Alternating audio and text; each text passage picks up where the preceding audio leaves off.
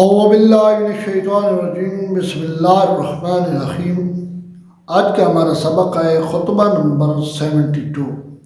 یہ خطبہ مولا امیر کائنات علی ابن ابی طالب علیہ السلام نے اس وقت فرمایا جب آپ کو معلوم ہوا کہ بنی امیہ آپ کو قتل عثمان میں شراکت کا الزام رکھتے ہیں،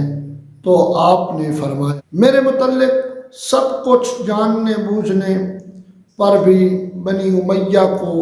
مجھ پر افطرا پردیزیوں سے باز نہیں رکھا، اور نہ ہی میری سبقت ایمانی اور دیرینہ اسلامی خدمات نے ان جاہلوں کو اتہام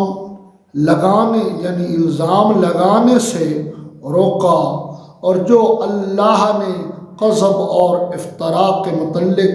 انہیں پند و نصیحت کی ہے وہ میرے بیان سے کہیں بلیغ ہے۔ مولا امیر کائنات علی ابن ابی طالب علیہ السلام نے فرمایا میں ان بے دینوں پر حجت لانے والا اور دین میں شک و شبہ کرنے والوں کا فریق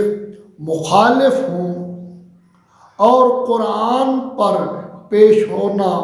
چاہیے تمام متشابہ باتوں کا، اور بندوں کو جیسی ان کی نیت ہوگی ویسا ہی پھل ملے گا۔ اللہم صلی علی محمد و آل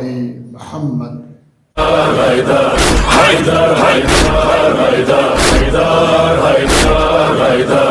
حیدر حیدر حیدر یا مولا